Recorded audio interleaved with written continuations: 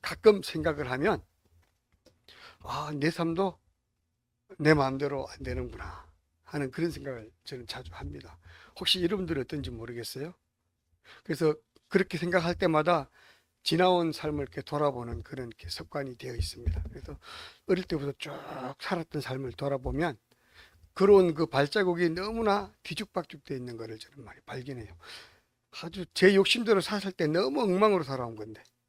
그런데 결과적으로 와보면, 아, 정말 아름다운 결과, 열매를 맺혀 있는 모습을 볼 때에, 아, 이거는 내 삶에 내가 할 수 없었던 뭔가 다른 힘이 나를 지배하고 있었구나 하는 그런 생각을 가끔 문득문득 할 때가 있습니다. 혹시 여러분들은 어떤지 모르겠어요. 그래서 내가 열심히 노력해서 이루려고 했던 계획들, 그게 분명 실패인 것 같은데 나중에 보면 되어 있는 거예요. 또 신기하게 어떻게 이런 결론이 나와 있지? 이럴 때 느낄 때 참 많고요. 그렇게 되면서 이제 내가 내 마음대로 우기고 살아가는 것이 지혜로운 게 아니라 나를 이끌어가는 그 힘, 거기에 나를 이렇게 편성해서 가는 것. 바람이 불면 바람이 부는 대로 돛담배가 이렇게 흘러가듯이 따라가면 참 편하겠구나. 저는 그런 생각을 하면서 제 삶을 하나님께로 맡기기로 했었어요.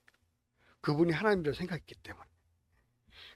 내 인생도 내 뜻대로 되는 것이 아니었구나. 이렇게 생각할 때마다 더욱더 나와 함께하는 그 존재를 깨닫게 되는 것이죠. 사람들은 나 외에도 그렇게 얘기하는 사람 참 많이 들은 것 같아요. 우리 이제 전사님들이나 전도하는 우리 목사님들 얘기하다 보면 이런 얘기를 제가 하면, 오, 목사님, 저도 그래요. 저도 그래요. 내가 살았던 내 삶이 아니라 뭔가 보이지 않는 힘이 나를 이끌어가는 걸 저는 항상 느껴요. 근데 그게 하나님이었고요.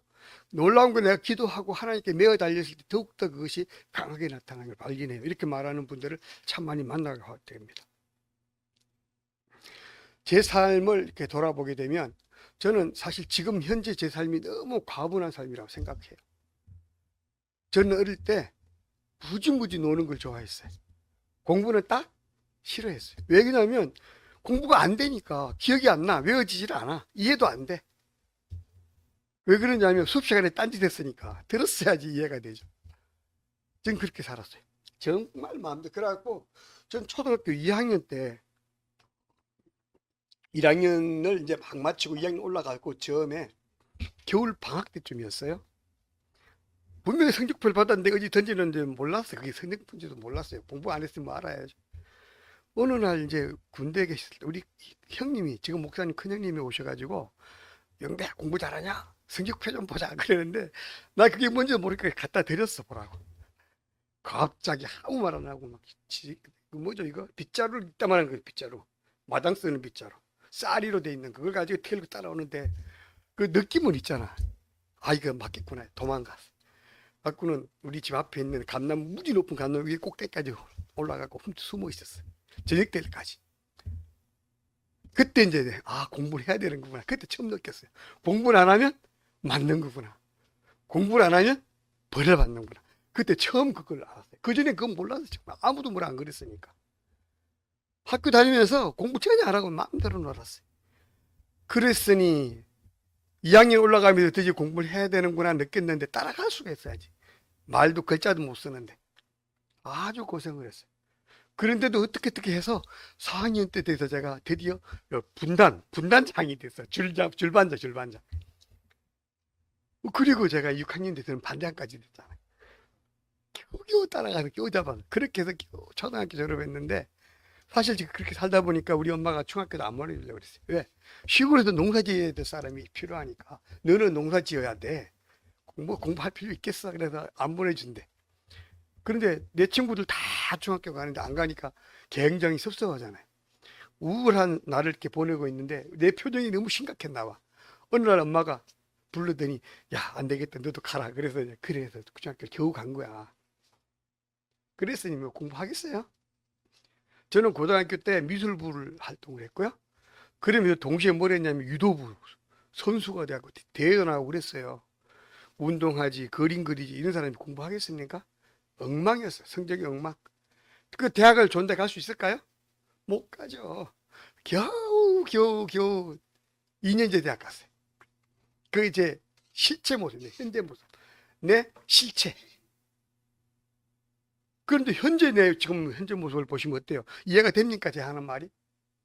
저는 지금 박사로, 문학 박사예요. 저는 또 대학에서 교수로 아이들을 가르치고 있어요. 또 이렇게 목사도 되어 있잖아요. 어떻게 이렇게 완전히 다른 모습으로 바뀌었을까? 저는 내가 생겨서 참 신기한데, 그 변화의 기점이 있는데, 저는 군대 가서 하나님을 만났어요. 그전에는 뭐 하나님도 없다고 생각했어요. 왜? 하나님이 인간이 이렇게 대충 써서 소설 쓰듯이 써서 만들지 않았을까? 사람이 누구나 신을 섬기는 마음이 있으니까 이렇게 만들지 않았을까? 뭐 그런 생각을 했어요. 그러면서 결국에는 부처님이나 하나님이나 다 거기지. 그리고 교회 가서 일주일 동안 열심히 주일마다 가서 막 예배드리고 헌금하는 게 되게 아깝다라고 생각하니까 너무 아까운 거야. 내 인생의 7분의 1을 교회 가 있잖아요. 재밌게 놀아고 살아야 되는데 그게 아깝더라고. 저 그 생각 많이 했어요. 고등학교 때. 꼭 교회 가야 되나? 그런데 엄마 아버지가 더 그렇게 열심히 신앙생활하고 기도하니까 예의상 엄마 아버지를 위해서 교회 가줬던 거야. 효도는 해야 되니까. 전 솔직히 그렇게 살았어요. 그랬는데 어느 날 하나님을 제가 만난 거죠. 어느 날 보초 서면서 생각 중에 하나님을 만났어요. 쭉 내 인생을 돌아봅니다. 과거를 돌아보면서 갑자기 그런 생각이 드는 거. 내 마음대로 살았는데 맨날 실패한 것 같고 개판으로 살았는데 신기하게 가야 될 길을 가고 있었던 거야. 내 인생이 어떤 거 하나도 내 뜻대로는 못 살았지만 보이지 않는 그 힘, 하나님에 의해서 하나님이 원하시는 삶을 내가 살아왔구나 하는 걸 깨닫기 시작해. 근데 신기한 게 그게 딱 깨달아지는 순간부터 모든 게 다 보이기 시작하는 거야. 하나님의 마음이 보이기 시작하는 거예요. 그때부터 하나님을 인정하기 시작해요. 하나님, 그렇다면 하나님 내 삶을 이렇게 이끌어오고 계셨다면 제가 바보처럼 살지 않겠습니다. 왜? 내 삶을 하나님께 맡기겠습니다. 하나님이 마음대로 사용하세요. 그리고 대신 저는 뭡니까? 나한테 주어지는 삶을 최선을 다해서 살아왔어요. 그게 전부예요. 나는 대학 가려고 노력했던 것도 아니었고요. 난 교수가 되겠다고 공부한 것도 아니었고요. 광고대행사 들어가서 내가 열심히 활동할 때도 난 돈 보고 먹고 살려고 했지 하나님 때문에 한 건 아니었는데 그냥 맡겼을 뿐인데 오늘날 이 삶이 왔다라는 것이죠.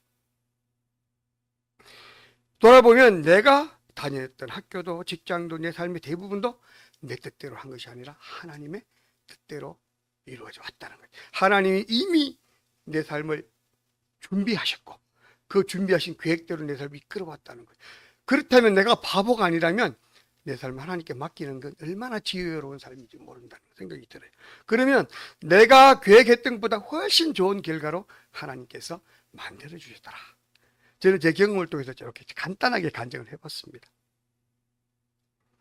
오늘날 제가 대학 교수가 돼서 학생들을 가르칠 때도 항상 이런 얘기를 해줍니다. 그래서 너희들 네가 아무리 바둥바둥하고 사는 것보다도 네 삶에 하나님이 함께 하시면 네 인생에 하나님이 개입하시면 네가 꿈에도 뭐 생각하지 못했던 너의 인생이 만들어질 수 있어. 네 인생을 하나님께 한번 맡겨봐. 하나님 한번 믿어봐. 저는 이렇게 지금도 그렇게 계속 복음을 전하고 있어요. 애들한테. 내 현재의 삶도 내 의지로 된 건 하나도 없고 오직 하나님의 뜻대로 이루어져 왔다는 것이죠. 현재의 모습이 실패한 모습이든 성공한 모습이든 아니면 노동을 하고 있든 뭐 운전을 하든 뭘 하든 현재 내 삶 속에 하나님의 계획이 들어있다는 사실이 그게 참 중요하다는 것이죠.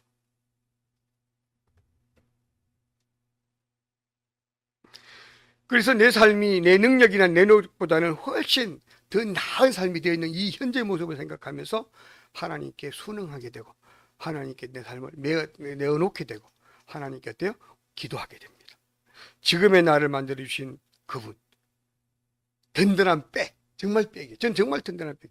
누가 나를 괴롭히거나 누구 진짜 힘든 상황이 많이 놓여도 걱정을 안 하게 돼요. 왜냐하면 하나님께 맡겨버리면 끝이야. 하나님 저는 어쩔 수 없습니다. 마음대로 하세요. 하나님이 뜻대로 해주세요. 그러면 신기하게 어느 날 보면 다 해결되어 있어. 이게 왜인지 모르지만 하여튼 그렇게 돼 있어요. 그게 하나님이 나와 함께 하시는 흔적이고 계획이라는 것이죠. 그분은 나에게 행복한 가정을 주셨고 행복한 아내, 아름다운 아내 그리고 우리 아이들을 주셨어요. 그리고 나에게 직장을 주셨고 항상 지금도 내 곁에서 나와 동행하시면서 내 삶을 인도해 주시기 때문에 현재 나의 모습은 하나님께 맡기고 살아가는 거예요. 그뿐이에요. 그냥 나한테 주어진 일을 내가 최선을 다해 밤새서 합니다. 잠을 안 자요. 그렇게 해서라도 하는 이유는 내가 계획한 것이 아니고 하나님에게 주신 일은 내가 응대히 그대로 순종한다는, 그게 중요한 겁니다. 바로 나와 함께 하신 그분이 바로 여호와 하나님이십니다. 여호와 하나님은 내 곁에서 나를 인도해 주시고 내 삶을 형통하게 이끌어 주고 계시다는 것입니다. 하나님은 우리의 일을 도와주고 계시고 하나님 우리가 바른 길을 갈 수 있도록 우리의 걸음을 인도하시는 분이십니다. 잠언 16장 9절을 보겠습니다. 나왔죠? 보이나요? 제가 여기 볼게요. 사람이 마음으로 자기의 길을 계획할지라도 그 걸음을 인도하시는 자는 여호와시라. 내가 하고 싶은 일을 했는데, 내가 계획해서 했는데 그 길을 인도하시고 이루시는 분은 누구라고요? 하나님이시는 거예요. 그러면 빼기 얼마나 막강해요. 내가 두려워할 필요가 없다는 거예요. 나 막 저지르고 나가면 하나님 책임져 주신다는 거예요. 아주 이 간단한 말 다시 한번 읽어볼게요. 사람이 마음으로 자기의 길을 계획할지라도 그 걸음을 인도하시는 자는 여호와시라. 이 말을 믿는다면 두려워할 게 없는 거야. 여러분들 당당하게 하나님께 맡기고 가십시오.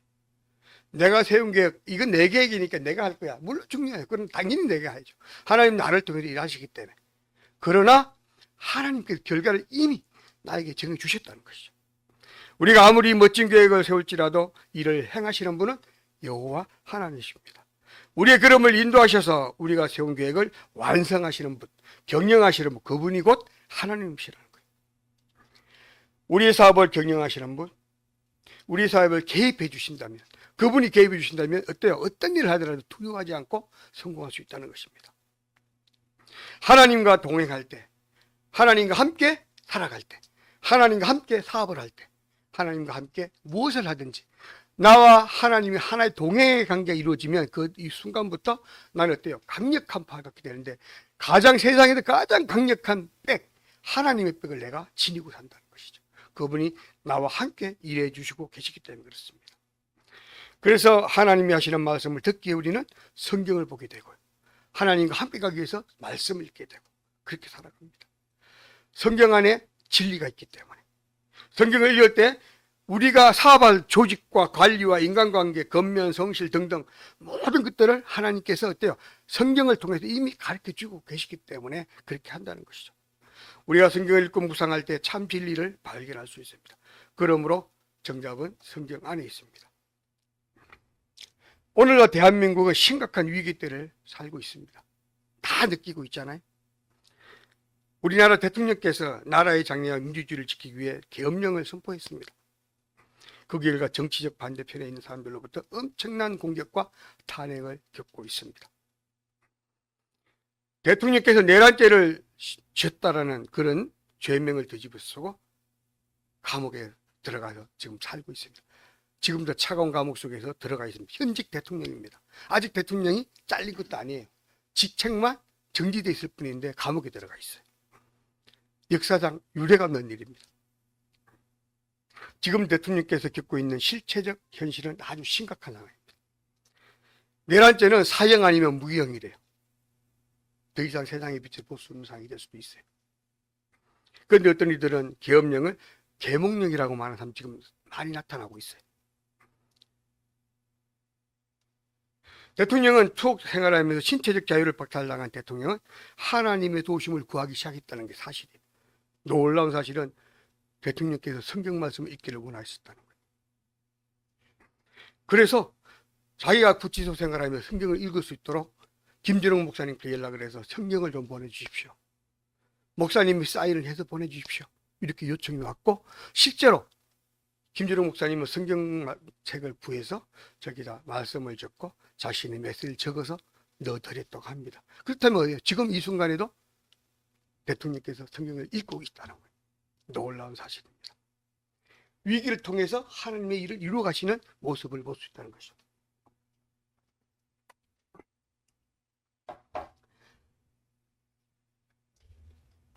김주종 목사께서 대통령에게 쓰신 성경 말씀이 뭐냐면 시편 37편 33절 34절입니다. 제가 한번 읽어보도록. 요거 제가 써놨죠?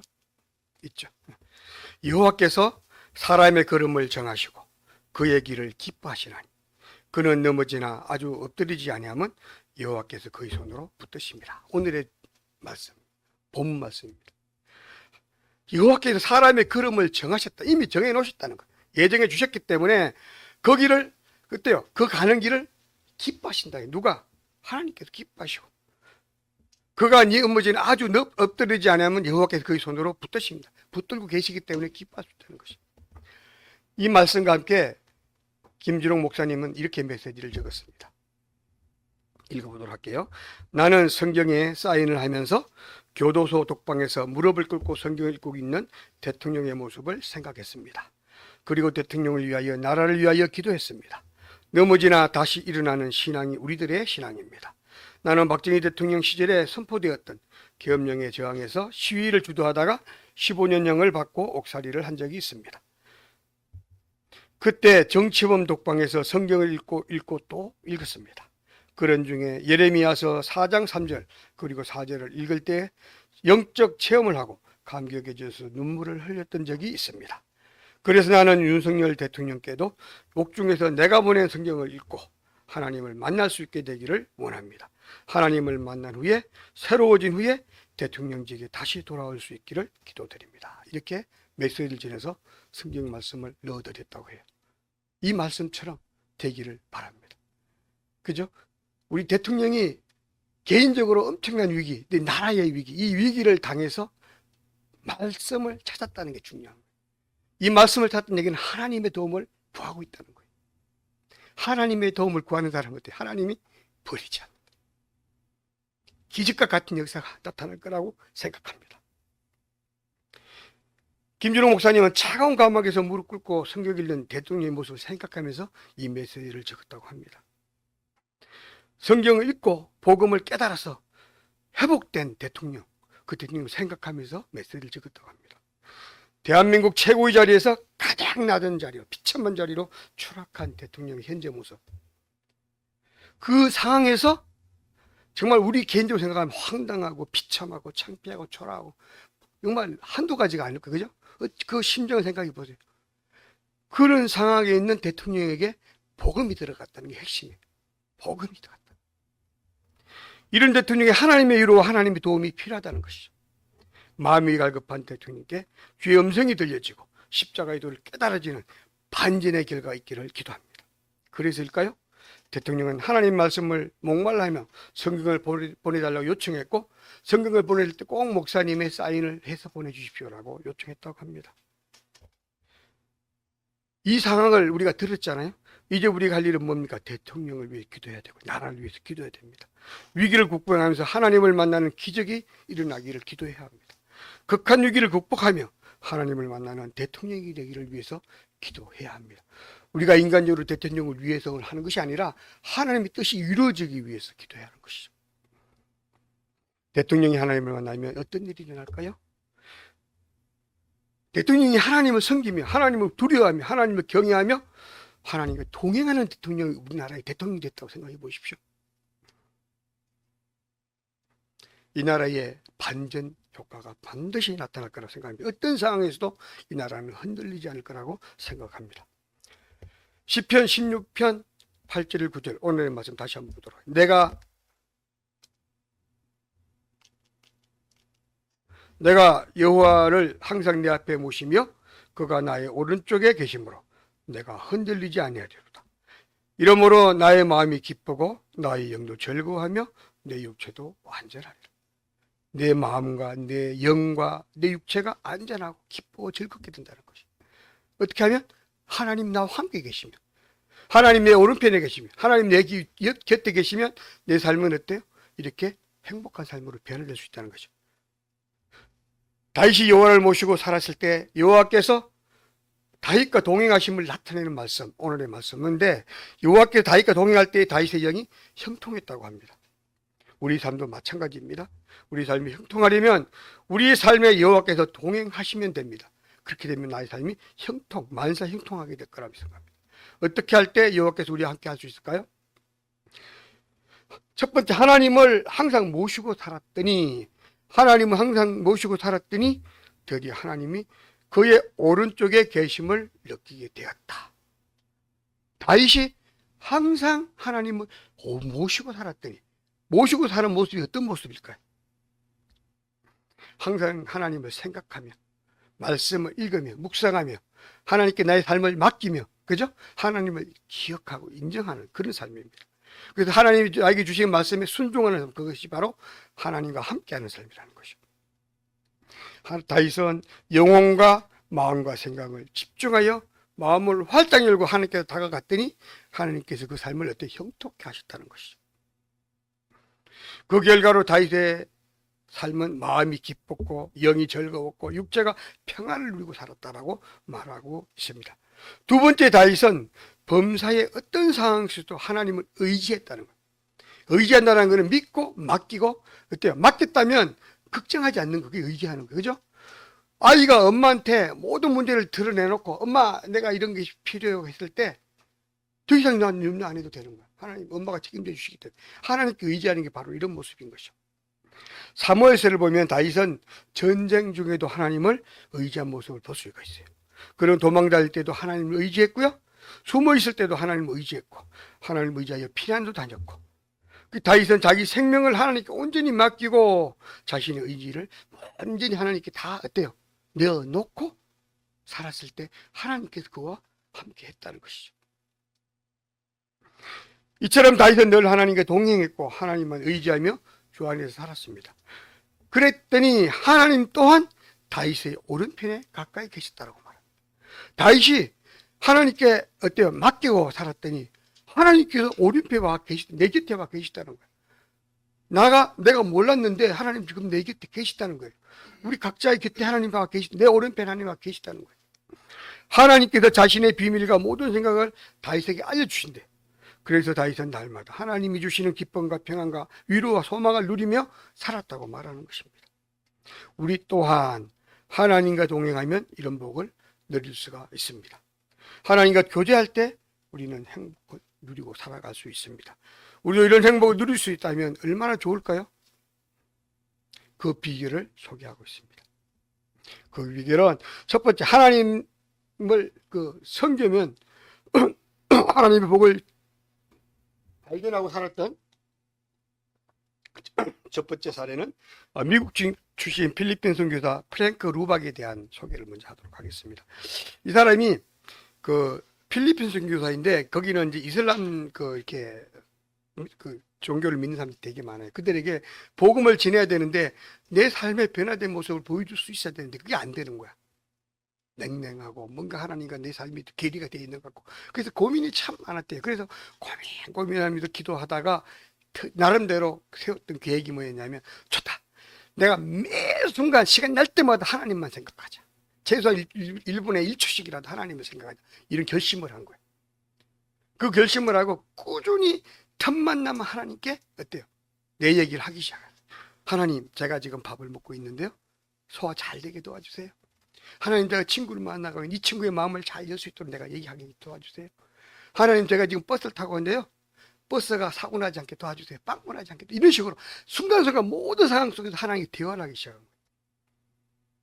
놀라운 사실은 처음에 이게 굉장히 힘들 때 자꾸 까먹게 되고 하룻밤 자고 나면 또 잊어버려서 안 하게 되고 뭐 이렇게 되는 거예요. 그런데 이걸 계속 또 다시 반복하고 다시 내가 내 속마음은 어떨지 몰라도 최소한 내 모습은 하나님께로 향해야 되겠다. 그래서 그걸 의도적으로 시작하게 했는데 놀라운 사실은 이걸 1년, 2년, 3년, 40년을 했더니 그 삶이 정말로 그렇게 살기 시작했다는 거예요. 무슨 얘기냐면 우리가 하나님께 드리는 삶의 신앙의 모습도 어느 정도 내 의지로 어때요? 따라가야 된다. 내 의지로 하나님께로 향해 가는 노력을 해야 된다는 거예요. 그랬더니 그것이 현실화되게 됐다는 거예요. 바로 이 프랭크 루박의 방법이 우리도 한 번쯤 시도해 볼 만한 방법이 아닌가 해서 제가 이렇게 소개한 것입니다. 그래서 그가 40년 동안 아주 성공적으로 선교사 생활을 마치고 85세의 세상을 떴다고 합니다. 그래서 자기가 고백했던 책들 내용들을 통해서 이 얘기가 소개가 된 것이죠. 이렇게 꾸준하고 반복적이며 그러면서 지속적으로 아주 사소한 것부터 하나님께 맡기며 하나님께 대화하면서 하나님을 생각하면서 어떤 상황 속도 나와 옆에 계신 내 오른쪽에 계신 하나님 생각하면서 꾸준히 그렇게 살았더니 정말로 그런 삶의 사람이 되었다는 것입니다. 그가 제시했던 핵심을 보면 첫 번째, 끈기 있게 계속 반복해서 노력하는 방법이에요. 두 번째는 순간순간 하나님을 생각하면서 적극적으로 노력하는 방법이었어요. 세 번째가 단 1초라도 주님을 생각하면서 내 오른편에 계신 주님을 생각하면서 자기 일과 생각을 주님께 온전히 맡길 수 있다는 것. 이 세 가지 기본 패턴 속에서 성공적인 신앙을 생각했다는 것입니다. 두 번째 제가 소개하고 싶은 방법은 저는 자전거를 처음 배웠을 때 생각을 합니다. 저는 자전거를 처음에 배울 때 제가 자전거를 못하고 두려우니까 올라앉았는데 누가 저를 도와줬겠어요? 바로 옆에 계신 우리 목사님께서 어릴 때 이렇게 이렇게 뒤에 잡아서 이렇게 밀어줬어요. 그런데 한참 바꿔다 보니까 분명히 자꾸 따라올 형이 없는 거야. 그 놀래가지고 쓰러졌는데 이걸 몇 번 하니까 나중에 어때요? 없어도 나 혼자서 타기 시작했어요. 누군가의 도움이 필요하고 누군가 나를 도와주시면 어때요? 두려움을 해방시켜서 할 수 있다는 거예요. 그리고 이게 어때요? 계속 반복하다 보면 나중에 선수같이 타. 지금은 정말 잘 타요. 손 놓고도 막 타요. 지금 도사가 됐어요. 저는 아침마다 생각 타고 저 한강까지 갔다 옵니다. 그렇게 배워서 한 번도 못 하던 사람이 도울자 형님의 탁 이렇게 잡아주는 그 모습을 시작해갖고 지금은 너무 잘 타는 선수가 됐어요. 신앙도 그렇다는 거예요. 하나님이 날 도와주시면 여태서 나와 인도해 주신 하나님이 날 도와주시면 내가 그렇게 할 수 있다는 것이죠. 이렇게 도울 자가 필요해요. 세 번째는 저는 그 방학 때면 제가 어릴 때 특히 중학교 다니고 대학 다닐 때 특히 많이 그랬는데 방학 때 아니면 대학 축제 때 되면 시골을 내려갔어요. 왜 내려가냐면 그때 엄마 아버지가 그 늙으신 분들이 일하고 계셔. 노동을 하고 계시. 그 도와드리고 싶어서 하루라도 가서 도와드리고 싶어서 내려간 거예요. 내려가면 제가 지금도 잊지 못할 분인데 크게 고추밭이 있는데 한 언덕에 고추밭이 있는데 굉장히 길어요. 거기서 고추를 이렇게 매는데 중얼중얼 하면서 매는 거야. 뭘 하시나 궁금해서 가만히 가서 살짝 들어봤어요. 기도를 하셔. 누구 기도를 하는가 들어봤죠. 나를 위해서 기도하시네. 우리 김기 목사님을 위해서 기도하시네. 한 명 한 명 이름 부르면 기도해요. 종일 그걸 하고 계신 거야 그냥. 저는 바쁘게 일하고 계시는데 이분 계속 중얼중얼 기도하시네. 하나님과 대화하시는 거예요. 하나님 우리 김한배 목사 교회 개척했는데 성도가 3,000명이 되게 해주시고 막 그 베드로의 기도 이걸 막 이렇게 하시고 하면서 지금 다 이루어졌어요. 다 이루어. 저는 우리가 이렇게 개척하면서 우리 엄마가 그런 기도를 해주는 게 없으면 좀 아쉬워. 돌아가셨으니까. 그때는 우리가 목사를 한 꿈에도 생각도 안 했거든. 그런데 보면 엄마가 그렇게 기도했던 게 저는 다 현실화된 걸 보면서 너무 놀랍고 그런데 바로 그거예요. 일하시면서도 하나님을 찾는 그 기도의 모습. 혼자서 막 우시면서 혼자서 막 그냥 하여튼 중얼중얼하게 기도하시고 찬양도 했다가 그렇게 일하는 걸 저는 봤어요. 보면서 그 시골을 떠나 서울 올라와도 항상 저도 공부하면서 아니 뭐 하더라도 엄마를 생각하게 돼. 그래서 사고를 안 쳐. 절대 친구들이랑 못된 짓을 하다가도 저는 빠져나와. 엄마를 생각하니까 그 모습을 생각하니까 지금 이 시간에도 일하면서 기도하고 계실 엄마 생각하면 내가 딴 데 할 수가 없는 거예요. 그렇게 살았던. 부지런히 손을 움직이면서 입술로는 자식들을 위해 기도했고 큰아들을 위한 기도, 둘째 아들을 위한 기도, 셋째 아들을 위한 기도, 넷째 아들을 위한 기도, 큰딸을 위한 기도, 둘째 딸을 위한 기도, 또 교회를 위한 기도, 친척들 이름도 한 명 한 명 다 하더라고. 가정과 농사일을 위한 기도, 하다못해 돼지 키우는 돼지를 위한 기도도 해요. 소 키우는 소 키우는 가축에 대한 기도도 해요. 엄마의 그 기도가 지금도 저는 잊지 못해. 지금 내가 살아가는 거는 엄마의 기도 덕이구나. 저는 그 생각을 합니다. 날마다 기도하시고 일상에 수시로 자다가도 깨면 기도하고 있어요. 새벽 2시, 3시 잠깐 깨면 기도 소리에 깨는 거야. 기도하고 있어요. 눈물 흘려 기도하고 있어요. 그 모습이 지금도 잊지 못하고 있어요. 요리하시면서 설거지하시면서 빨래하시면서 다람질하면서 청소하면서 주님을 생각하고 기도했어요. 아침에 일어나 기도하고 면도하면서 출근하면서 옷을 입으면서 계단을 내려가면서 우리도 이렇게 했으면 좋겠다는 생각이 들어요. 버스 타고 가면서, 지하철 타고 가면서, 걸어가면서 우리도 그렇게 기도했으면 좋겠다. 주여, 이 발걸음이 가볍게 해주세요. 넘어지지 않게 해주세요. 이 계단을 안전하게 올라가게 해주세요. 지금 만나는 친구가 잘 대화하게 해주세요. 거래가 잘 되게 해주세요. 그냥 기도하면서 가는 거예요. 저는 그거 정말 너무나 귀한 방법인데 잘 안 하고 있다는 거예요. 그거 한번 시도해 봤으면 좋겠다 생각해요. 어떤 사람들은 제가 이런 얘기하면 정말 말도 안 되는 소리라고, 허황된 소리라고 말하겠지만 그렇지 않습니다. 분명히 허황된 일이 절대 아닙니다. 하나님께서 약속하셨거든요. 우리에게 성령을 보내주셔서 예수께서 다시 오실 때 우리와 함께, 그때까지 함께하게 하겠다고요. 성령님 나와 함께 한다는 거예요. 그게 바로 어때요? 나와 함께 동행하시는 하나님의 모습. 성령께서 나와 함께 계신다. 성령께서 나의 마음을 성전 삼아서 그 속에 계시면서 나와 동행하시겠다고 그랬어요. 하나님 나와 함께 하신다는 거야. 이것을 믿는다면 어때요? 제가 말하는 게 틀리지 않았잖아요. 순간순간 기도하는 게 당연한 거 아니에요? 두 번째, 성령님은 누구보다 나를 잘 아신다는 거예요. 나를. 우리 찬양 중에 내 이름 아시죠? 이런 찬양이 있어요. 그죠? 하나님 내 이름까지 아셔요. 지구상에 50억 인구 중에 김영배를 어떻게 하시는지 신기해. 특히 저같이 산골에서 사는 어떻게 하시는지, 내 인생을 다 계획하셔서 만들어가고 계시는 이 모습. 놀라운 하나님의 섭리입니다. 시편 139편 1절 3절에 보니까 이렇게 합니다. 주께서 나를 살펴보시면 나를 아신다 하시면서, 자, 여기 있죠? 자, 읽도록 할게요. 여호와는 내 앉는 것과 눕는 것과 말하는 것과 생각하는 것을 다 밝게 하시오며 나의 모든 길과 내가 눕는 것을 살펴보셨으므로 나의 모든 행위를 익히 아시오니 라고 말하고 있어요. 어때요? 내가 눕는 것까지도, 잠자는 것까지도, 내가 막 짜증내고 있을 때 그 모습까지도 보고 계시다는 거야. 그럼 함부로 짜증낼 수 없겠죠. 성도가 어떻게 짜증내겠어요? 8절 해볼까요? 8절 넘어갔나요? 8절 볼게요. 주님은 내가 하늘에 오르든지 소울의 깊은 곳에 내려가든지, 이 소울은 지옥이면요. 그죠? 새벽 날개를 치고 바닷가에 있든지 주의 손이 나를 인도하시며 주의 오른손이 나를 붙들고 계시다. 주님 어떤 상황 속에서도 나를 어때요? 인도해 주시고 나를 지켜주시고 계시다는, 두려워할 게 없다는 것입니다. 11절 한번 볼까요? 광야에 홀로 가 있든지 깊은 밤중에 숨어 있든지 밝은 대낮에 있든지 어디에 있든지 하나님의 빛을 피해 숨을 곳을 어느 곳에도 없으며 우리가 어디에 있든지 주님은 우리를 찾아내시고 우리와 함께 하십니다. 내가 아무리 숨어도 하나님 나를 찾아오셔서 너 거기서 뭐하니? 찾고 있다. 아담과 하와가 죄를 짓고 숨어 있었더니 하나님 찾아오셔서 너 지금 거기서 뭐하고 있니? 라고 말하고 있잖아요. 그 모습 그대로 우리한테 하고 있다. 우리를 가장 잘 아시는 하나님께서, 성령님께서 우리 삶을 위해 지금도 함께 하시며 도우시고 협력해 주고 계시다는 거예요.